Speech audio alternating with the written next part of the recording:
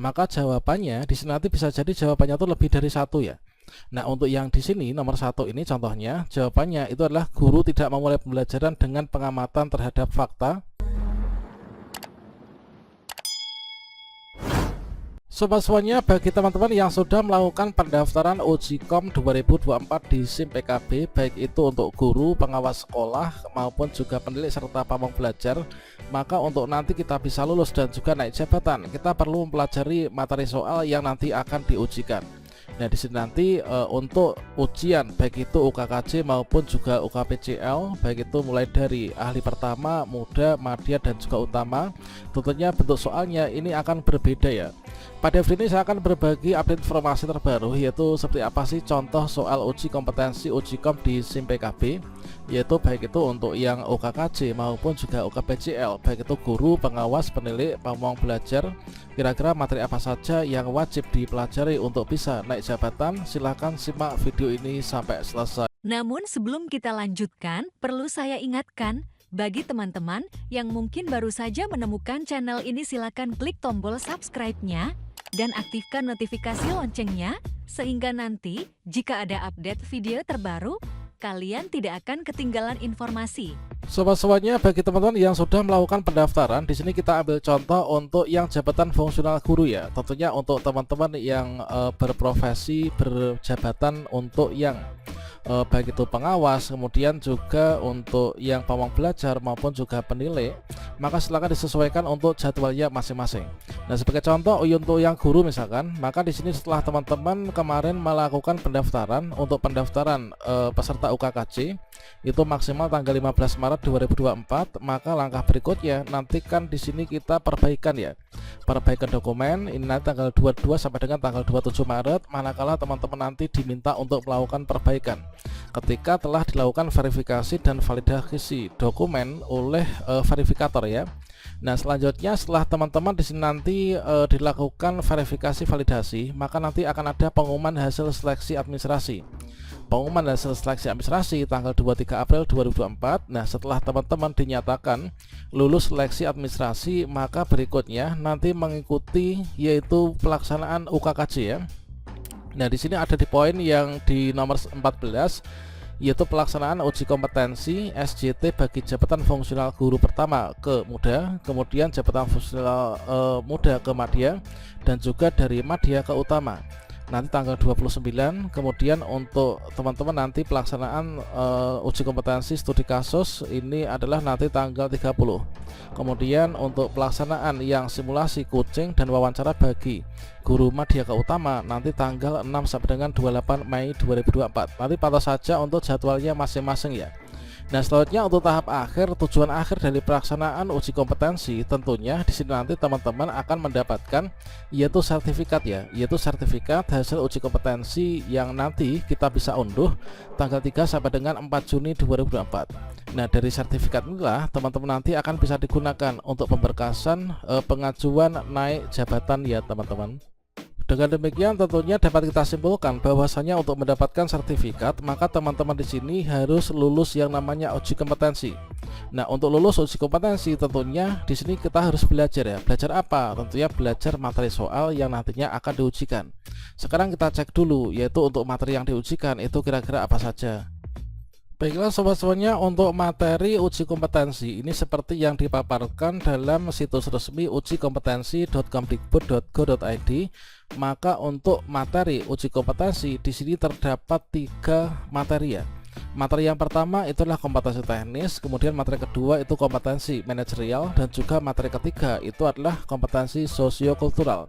Tentunya 3 materi inilah yang nanti teman-teman wajib dikuasai supaya nanti bisa mengerjakan soal dan juga lulus dengan mendapatkan nilai yang terbaik. Nah, misalkan saja untuk yang kompetensi teknis nih, untuk jabatan fungsional guru tentunya kompetensi teknis itu terdiri dari yaitu pedagogi, kemudian profesional guru, sosial, dan juga kepribadian. Kemudian untuk pengawas sekolah yaitu profesional kepala sekolah, kemudian sosial, dan juga kepribadian. Kemudian jabatan fungsional untuk pamong belajar ini pedagogik dan juga profesional guru. Kemudian jabatan fungsional penilai inilah pedagogik dan juga andragogik serta profesional, kepribadian dan juga sosial. Nah, selanjutnya untuk yang kompetensi manajerial. Untuk kompetensi manajerial ini adalah terdiri dari integritas, kerjasama, komunikasi, orientasi pada hasil, pelayanan publik, pengembangan diri dan orang lain, kemudian mengelola perubahan dan juga pengambil keputusan.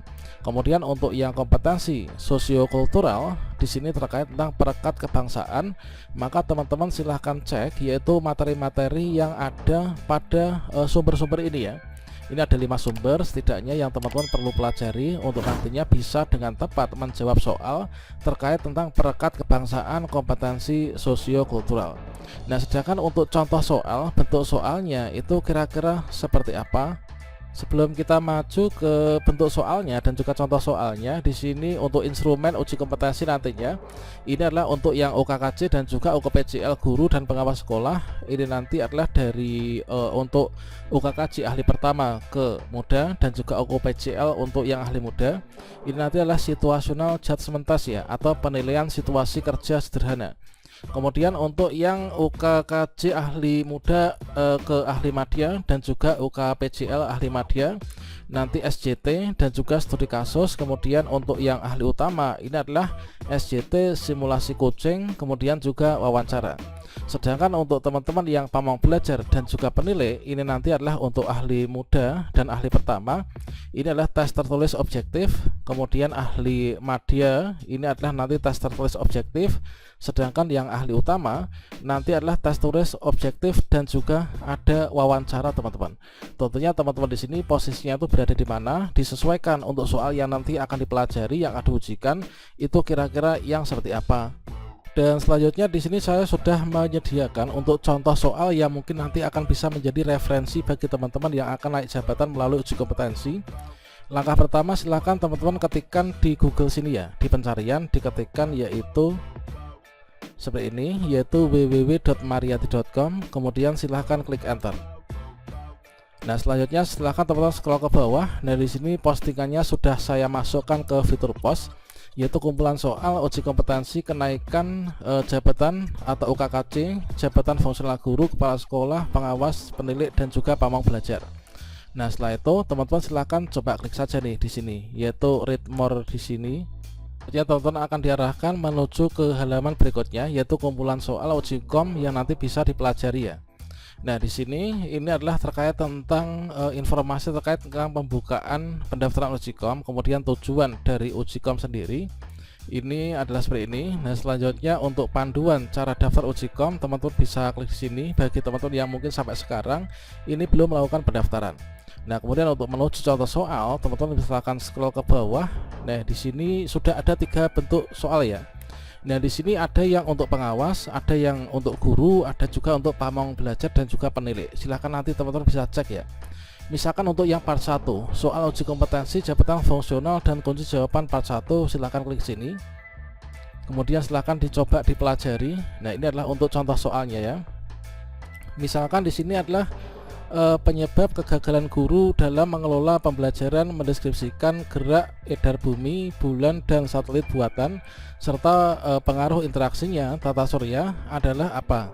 Guru tidak menyampaikan tujuan pembelajaran, guru tidak memulai pembelajaran dengan pengamatan terhadap fakta, guru tidak menjelaskan terjadinya gerhana matahari dan gerhana bulan, ataukah guru tidak membawa alat peraga yang sesuai dengan kompetensi dasar. Nah, penyebab kegagalan guru dalam mengelola pembelajaran ini adalah kira-kira yang mana? Maka jawabannya di sini nanti bisa jadi jawabannya itu lebih dari 1 ya. Nah, untuk yang di sini nomor 1 ini contohnya, jawabannya itu adalah guru tidak memulai pembelajaran dengan pengamatan terhadap fakta. Kemudian guru tidak membawa alat peraga yang sesuai dengan kompetensi dasarnya. Nah, di sini untuk yang contoh soal yang part 1 bagian 1 di sini ada 20 soal. Teman-teman bisa cek nanti untuk jawaban yang benar termasuk juga kunci jawabannya ya. Kemudian teman-teman juga bisa scroll ke bawah. Ini adalah untuk yang part 2 dan part 3 juga sudah kita sematkan di sini. Nah, sama halnya di sini nanti teman-teman untuk klik yang part 2 bisa klik di sini. Berikutnya akan diarahkan menuju ke soal yang part 2. Nanti bentuk soal yang berbeda. Secara semantik, pengawasan diartikan sebagai apa? Nah, ini adalah pembinaan berupa dan seterusnya. Kemudian nanti untuk yang part 3, ini adalah jumlah soalnya juga 20. Untuk yang part 3, teman-teman bisa cek di sini ya. Ini adalah untuk part 3. Nah, di sini sebagai contohnya, berikut ini merupakan cara melaksanakan tindak lanjut hasil supervisi akademik, mengaji rangkuman dan lain sebagainya. Nanti silahkan dipelajari sendiri. Mungkin nanti semoga saja dari contoh-contoh soal yang terdiri dari 3 paket soal untuk guru, pengawas, penilik, dan pamong belajar nanti bisa bermanfaat ya, dan memberikan sumbangsih untuk teman-teman yang akan mengikuti uji kompetensi. Oke, demikian, semoga bermanfaat. Wassalamualaikum warahmatullahi wabarakatuh.